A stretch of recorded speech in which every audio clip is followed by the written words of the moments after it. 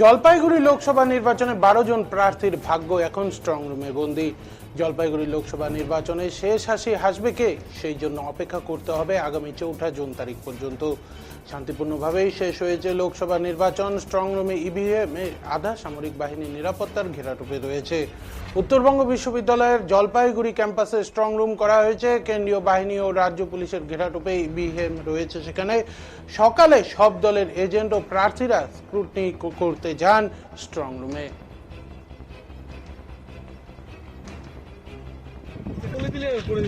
আপনারা থাকবেন, দাঁড়িয়ে থাকবেন, আমরা একটা স্ট্রং রুমের ছবি।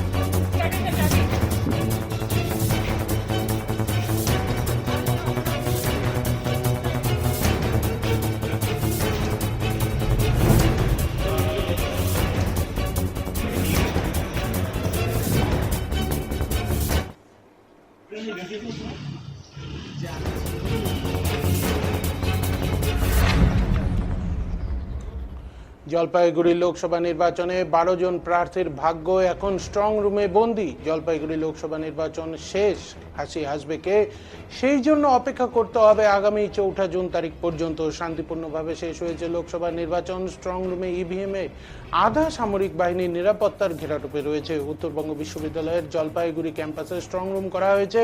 কেন্দ্রীয় বাহিনী ও রাজ্য পুলিশের ঘেরাটোপে ইভিএম রয়েছে। সকালে সব দলের এজেন্ট ও প্রার্থীরা স্ক্রুটনিতে যান স্ট্রং রুমে।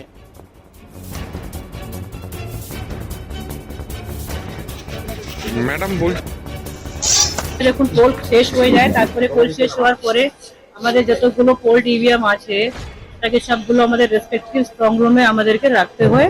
তো আজকে এখানে আমাদের 7টে এসি নিয়ে এখানে স্ট্রং রুম সবগুলো ইভিএম এসে গেছে। আমাদের মাল থেকে এসে গেছে, প্লাস মেখলিগঞ্জে কুচবিহার আছে ওটাও এখানে এসে গেছে। ডাবগ্রাম, রাজগঞ্জ, সদর, মাইনাগুড়ি আর ধূপগুড়ি, মেখলিগঞ্জ 7টা এসির এখানে স্ট্রং রুম হয়ে গেছে। তো আজকে এটা অল পার্টি যারা ক্যান্ডিডেট আছে ওদের প্রেজেন্সে, ক্যান্ডিডেট और রিপ্রেজেন্টেটিভ প্রেজেন্সে, ইন প্রেজেন্স অফ অবজারভার আরও ওর প্রেজেন্সে এটাকে সিল করা হবে। ওরা চেক করে নিয়ে কি সব ঠিকঠাক আছে, তারপরে এটা সিল করা হবে। সিল হয়ে গেছে। হ্যাঁ, প্রত্যেক এসির জন্য একটা আলাদা ওটা ঘর আছে। এখানে সেন্ট্রাল ফোর্স আছে, এখানে সবসময় একটা প্ল্যাটুন থাকবে।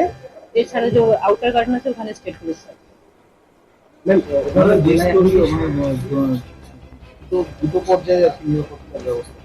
হ্যাঁ, ফার্স্ট তো আছে সিএপিএফ, তারপরে সেকেন্ড আছে আমাদের স্টেট পুলিশ। আমাদের সব